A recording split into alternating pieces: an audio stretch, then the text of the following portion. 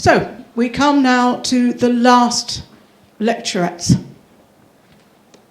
Some of you may not know this man. He's come down from Wolverhampton this evening. He is a member, and he's a very, very dear friend. For those of you that do know him, you know any time spent in his presence is precious indeed. I say no more. Your last lecturette this evening, Steve Evans. Thank you, love. Oh dear. Steve Evans does the magic circle. How standards have dropped. Well, so who are you going to pick to follow a lecturette on sartorial elegance? Some bloke from Wolverhampton. A well-known centre for fashion, but may I say I picked up a lot of those tips and was ticking the boxes off. I am wearing a suit by the well-known tailor, Matt Allen. Matt Allen. It's an old joke, but I couldn't think of anything else on the spur of the moment, other than check the breath. Personally, audience members don't get that close to me, so it's not really relevant, to be candid.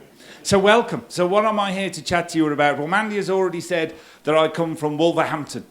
Now, a lot of you coming from the London and associated areas will not know where that is. It is a small, idyllic fishing village. Please. Just north of Birmingham, where people, you know, when they live in the larger cities in the north, they dream of a day when they have made enough money and they can actually retire and go to live in Wolverhampton. To be honest, I've never been considered a trendsetter, but I retired 17 months ago, a bit early, and people said, you know, people will be cogging on to that, they'll start to do it. 17 months it's took. The Pope went today. All I'm saying, was it a coincidence? So Wolverhampton will become better known, I think, when it becomes an alternative holiday destination. No, I kid you not. Wolverhampton Council have got it planned. They've even come up with a slogan. It's not true. I came up with a slogan. Wolverhampton, a city the size of a town, but with the facilities of a campsite. Never even got an email back. So it is joyous for me to be here. I really dreamed of the day, you know, and you don't really think of these things, to be able to come to the Magic Circle and look out, and in the audience is a load of me mates. Oh, sorry, I spoke a bit colloquially there. Some of my friends are here. Just so, he was going, hey, me mates, what's that? So, yeah, and that's the position I'm in. So what I want to talk to you about is, you see in a performer, in any performer, it doesn't matter who they are, what the audience see. But I thought that all I could really talk to you about, because I'm not comfortable teaching, not at the Magic Circle, but I can tell you the one thing that is unique to me, and that's what's happening inside my head when I'm standing here doing it. Now, you know, whether it works for you, believe me, it will be what's inside my head. So if I see anyone using the phone and saying, hello, is that the police? It's not funny, no. So, yes. Oh, and when I'm on, of course, please feel free to leave your phones on. Have them set ringing as loud as you like. Because when they go, I'll answer them. And believe me, those people will never phone you again. We'll sort that out.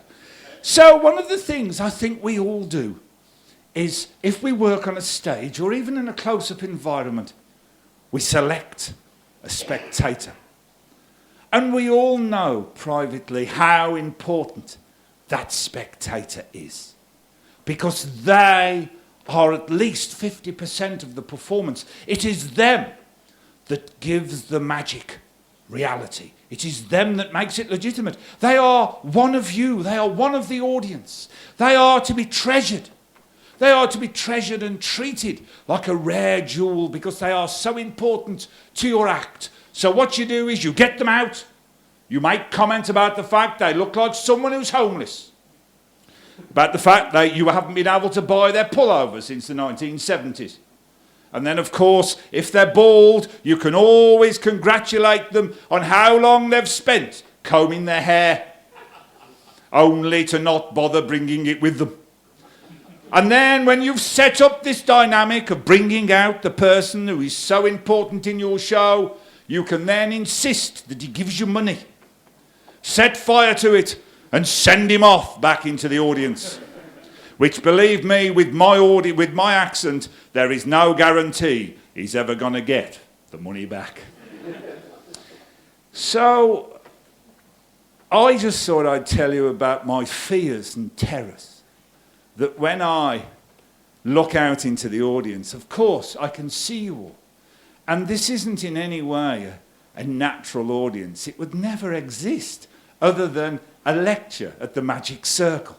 Because, you know, other than being in court, you're not going to be judged simultaneously by this number of people. And, you know, unless you were at an agoraphobic society, you're not going to be in the company of this many people with closed body language.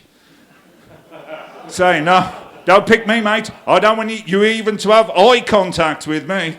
I'm having nothing to do with it because I know how badly I treat people when they're on stage and I don't want you doing it to me because it's being videoed. So you go out to an audience and I genuinely believe when I step out in front of people that I have got a problem, and that problem is I'm not good enough by myself. I'm not good enough by myself. So I have to pick someone in the audience. I have to pick someone who's going to come out and be the audience representative on stage and make me as good as I need to be for them to pay me when I've finished. Not always a guarantee. So you look into the audience and you see people and they're sitting, one or two people are still awake, and that's good.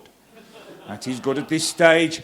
And then you see a man who obviously jumps out because everyone else is wearing subdued colours. But we've just had a discussion on the need for sartorial elegance on stage and what it represents and how you can set yourself apart. And as a professional performer, you must always look that one step above. But then you've got someone who has got the confidence, the self-confidence and belief to wear a checked shirt that loud you can probably see it from the next postcode. So the man must be confident. And he's also called Daryl, because I know him. This happened. So thanks for coming, mate. You are going to be my spectator. May I say, the reason that you're going to be my spectator to come out in a couple of moments' time is because you're obviously the most handsome person here. Yeah, I'm sure you do, mate, and everyone else knew that before you had to say it. Now, but thanks for reinforcing it, just in case there's anyone here don't know what opinion you have of yourself. So you can see where that came from. It was quite cutting, wasn't it? But of course, it was all right, because Daryl started it with his I agree line. So you have to keep the control. No, Daryl, no. Believe me, my friend, if I offer you 20 quid, you want to be a bit worried, because I'm going to be wanting quite a lot for it. That's as far as I go. No, that's as far as I go. Don't worry, I'm very conscious, Mr. President, of my dial. Very conscious. But anyone who wants to know, yes, I have got other settings. All right. And if you'd have said that in a different environment, Daryl, people would have been missing the last bus. But Daryl, you are perfect, and I can prove it. Whilst we've been chatting, you will have been drawn to one of the numbers in this device. This is a device that was invented by an American psychologist, so it must be good. That's what I'm told. You will be drawn to the one that relates to your personality. I already know what it is, Daryl. You're perfect to help. Oh, perfect to help. And that's why I put this. That's why I put this in. Let me just make sure there's nothing else. There we are. That's what I wanted. So all I want you to do, Daryl, is just concentrate. Just concentrate on the numbers and tell me the one that you are naturally drawn to. Number 2. Ha! Oh, you did the clever thing with the fingers there, Daryl, didn't you? Yes. Well, I'll take it that you meant number 2. All right. Because even though it's swearing, we all learn at a very early age, you actually found that you were having to go through the options as you put your hand up. Well done, you. Did someone else buy you that shirt, my friend? They did, yes. Does the phrase dressed by your mom sound familiar? Once again, you see, we've only responded to a comment. People always, with my act, forget the comments that people make, and they just think that I pick on people. I don't. I can make an exception, my friend. I will take your card out. There's only one card, as I said, I'll take it out. But let me explain how it works. On here, what number 2 means is written down, and I'll come to it. But different people will choose different things. I don't know some of the people in the audience, so we will see whether or not this works legitimately. The gentleman in the end, what is your name, Roy? Yes. It's an old line, but if you can use it, you know, I'm not saying it's particularly funny. People just seem to like it. That's all I'm saying. Give the audience what they want. Good night. Roy, I just want you to choose one of the numbers, my special friend and sartorially elegant person, may I say. In Wolverhampton, there's a name for dressing like that. It's called work for the council or court appearance. Now, Roy, which is a lovely place, Wolverhampton, but it's the only place I can live without having an accent. Now, this is the problem. I get annoyed about people having a go at my accent. Not all the time. Coming down here, it's all right. People speak very similar to the Queen, sort of. But the thing that gets me is when I go to Liverpool and I get people who spit with between each syllable telling me that I talk funny. That's all I'm saying. It can have an effect, Adrian. Roy, which one would you like? Which one are you drawn to? Number 4. Of course. Of course, Roy is a number 4. Of course you are a number 4. Oh, of course he's a number 4. Everyone knows he's a number 4. The protector. Extremely intuitive about people. And so capable of falling out with just about anyone, given enough time. You see? So you can't get it wrong. You can't get it wrong. It's a very handsome man next to... Oh, you're vying for it, aren't you? Well, the gentleman there who's doing the beard thing, well done. You don't play for the England rugby team, do you? It's very popular at the moment, the beard with the England rugby team. What is your name, sir? Paul. Paul, which one are you... You've got a certain look to you, Paul. You're steely-eyed. At least I presume that's what it is. Keep doing that. There's no movement. Right. Paul, which one are you drawn to? 1. Of course you are, Paul. The strong, silent type. Good at lifting things, often handsome, but generally considered not to be overly bright. You see how it works?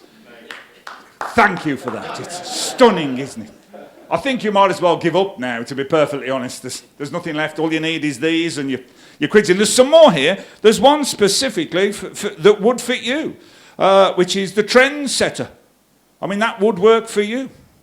What do you call yourself? Smart, casual, unconventional, possibly. But so they're all here. But you said number 2. And number 2 is the helper. Intelligent, good sense of humour, very good looking, debonair, popular, and often looked upon as a role model for others. That's you, my friend. And that's why you see I only bothered to have one card in the envelope, and that's a number 2. Give my spectator a round of applause, my helper. And that's basically it, really. I will try and do the routine that I intended to do, that this was going to be the 5-minute lead into that's took 13 minutes, you'll notice that. And I will do it simultaneously. So, there we are. What I would like you to do, if you will, though, if you just take these, folks, what we have is 4 cards. That's all they are. There's just 4 cards. And I would like you, face down, if you will, because we've got an audience of magicians, to place them one at a time inside the envelopes.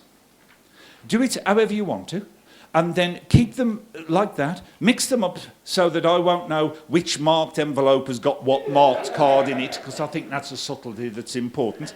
And I'll come back. I'm going to explain how this is done very quickly, but the point I was making is all that is really relevant to this lecturette. And that is that what we've got now is Darryl, who hadn't got a negative to his description, who has only been described by me in positive ways, although he did bait me a bit, so I had to adjust his focus here, and I think you'll find it's called.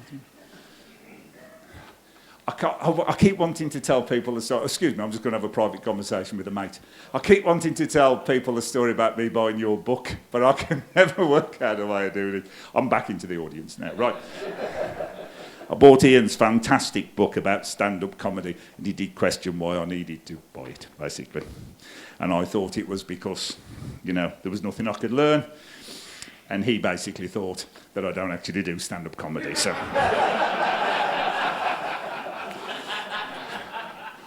We've been mates so long now, it's a long time.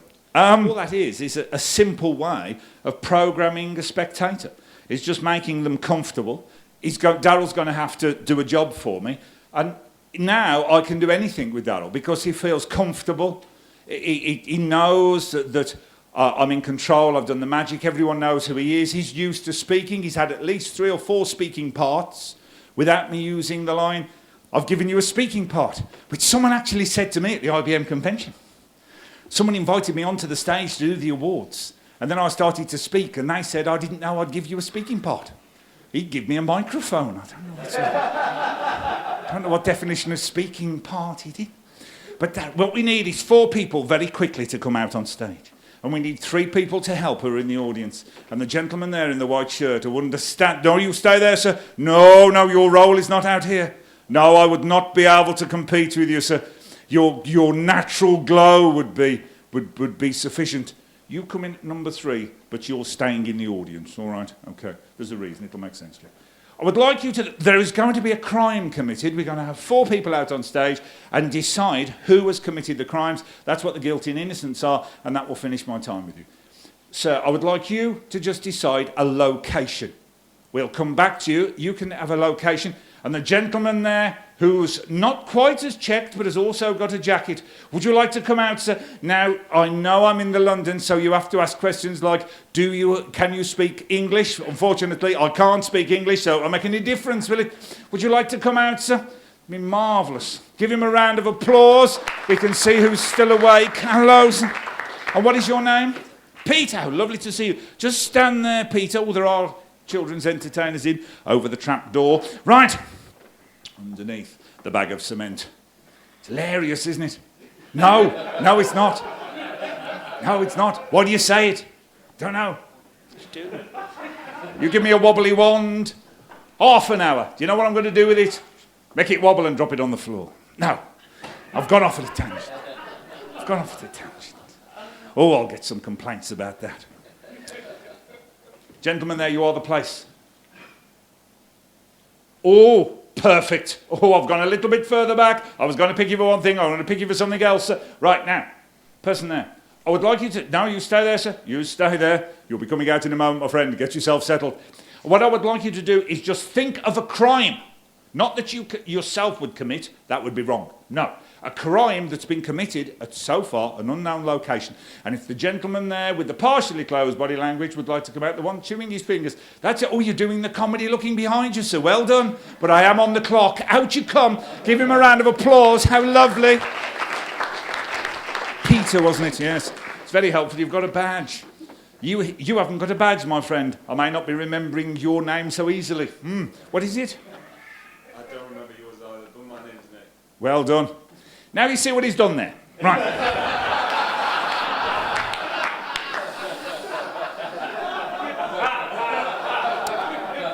Nick, you're gorgeous in every way, my friend, and I'm just pleased to be sharing this space with you. That's called not being, and please forgive the minor sort of profanity, that's called not being asked. Now, as a performer, if you're not bothered, that's a problem. Because that can communicate to the audience. Because he made a perfectly lovely comment about not remembering my name, and I clearly demonstrated that I wasn't that bothered.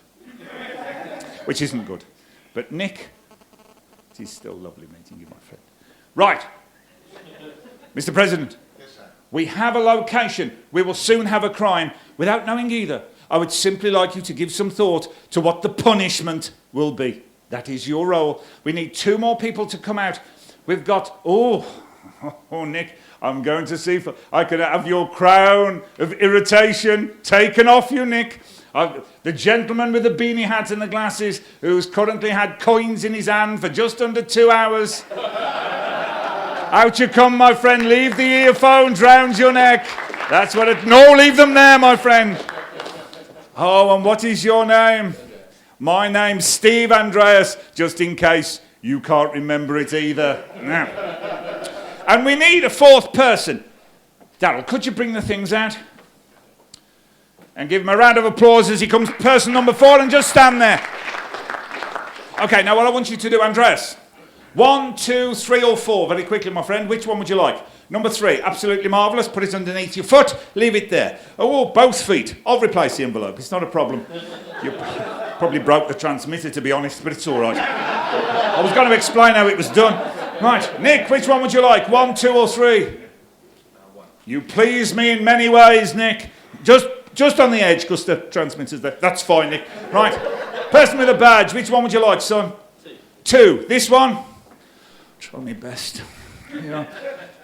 Have that one. Right, okay, keep it there. Now, right. We have a location. Where is the location? Oh, 2 of you are giving me location. Oh, sir, well, I tell you what, sir, strangely enough, there is an Oxford circus in Birmingham. Well, there is now. Right, okay, so could you just take one of those? Wait, just take one of those. Did you see how he looked then? He said, no, you can have that one if you want. It's all right. And just give them me back. That's lovely. You've got a pile each.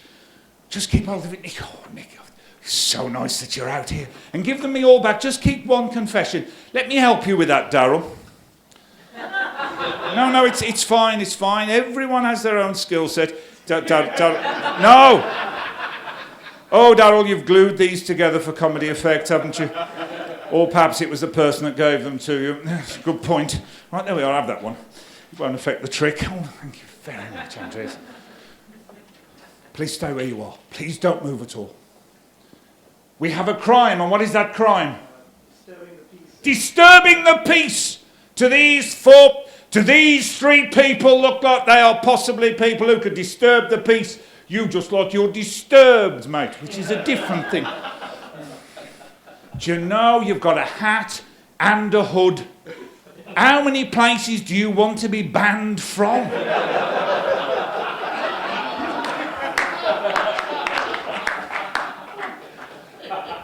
I've got clapping from the nice people and the professional acts are smiling begrudgingly. It's very, very nice to see.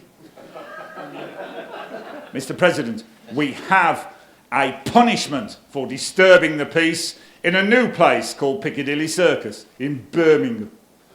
And what is the punishment, sir?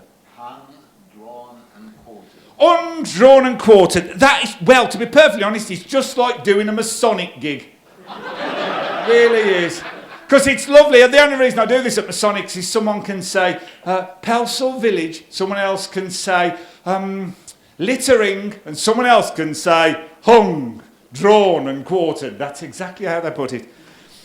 That's quite... you could have stopped at hung. You actually... Not enough to remember the magic 7. And good night. Right, I've already gone once. Right. Andreas, you see, you are the decoy, my friend. Because you look as if you could be guilty of most things. But you're simply a lovely person, aren't you? A lovely, lovely person. You rip up your confession. Because we all know you're innocent. And you can go and sit back down. Give him a round of applause. Wasn't he lovely? Right. Have any of the 3 of you ever been to Birmingham? Oh, dear me. It's still Monday, but only just. 2 minutes, I'll be gone. Have you ever been to Birmingham? Nick, you can lie. It doesn't matter. You've passed through it. You've never been to Birmingham, mate. That's one place you can't pass through very quickly. Ian, you're coming close to laughing, mate. You've got... I'd looked at Noel. Look at Noel if you want to stop laughing. Look at... Sorry, Noel. Sorry, Noel.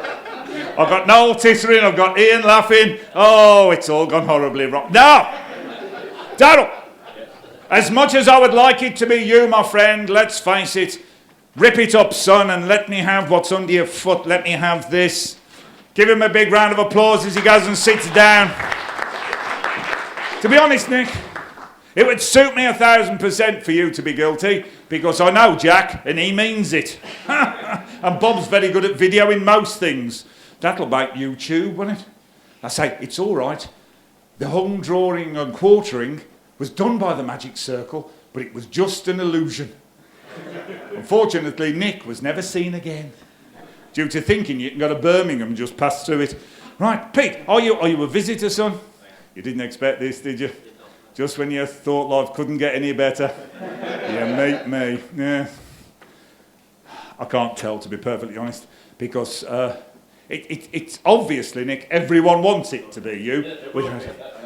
You know, is it one of those things that you know?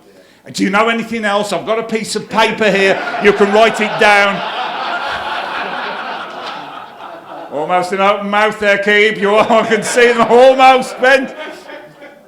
I can't tell. I can't tell. Can you both rip up your confessions? Rip up your confessions. I'm sorry about that. Pete, just give me your envelope back. Just rip your confession up, Nick. Thank you, Pete. If you want to go and sit back down, that'll be fine. Don't muck about, son. Seem to have a small problem. Now, the details of this hung, drawn and quarter, Mr. President, how does that actually work? Because, Nick, you know, you set yourself up on my stage with the faux pas of not remembering Uncle Stephen, the children's favourite's name. What does it say on my business cards? Thanks to Paul Megram. Terrible. Thank you for that. Yes. The decent members downstairs didn't hear. He just shouted, currently safe with children. It's terrible, isn't it? Terrible. But of course, we're now going to find out what being hung, drawn and quartered is actually like. Thank you very much, Nick. You were marvellous. Thanks for playing, friend. Go and sit back down. And that really is all I wanted to show you. The reason that I do the second routine is it doesn't have any material attached to it. What it has is the ability to be able to take the humour that's in the room and bring it out onto the stage. That's just my interpretation of what I do.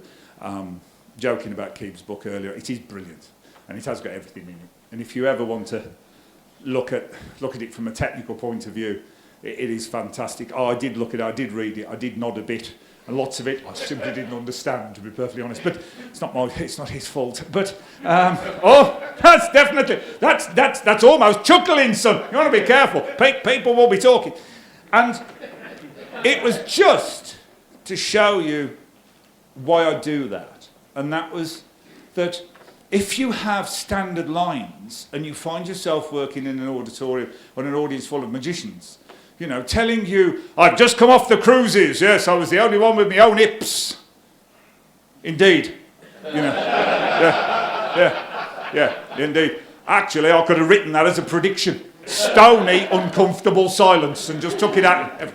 How did he know? Well, you know, I used on purpose a couple of lines that you all knew, and there's no response.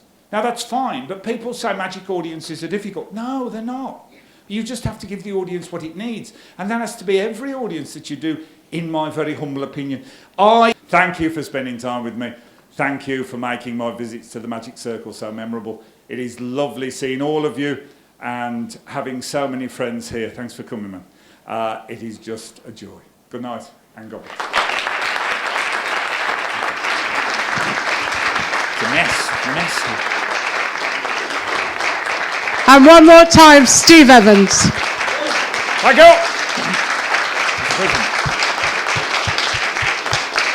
Oh, off back to Wolverhampton, or as they call it where I live, 1937.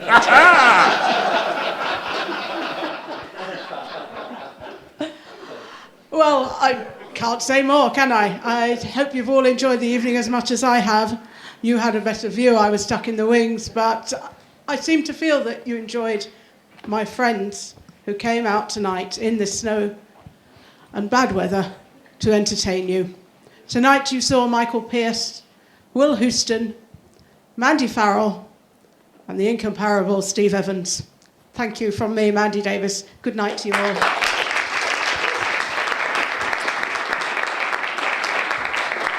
Ladies and gentlemen, of course, Mandy's thanked her cast this evening, but can we hear it one more time for Mandy, who put it together, please? Mandy Davis.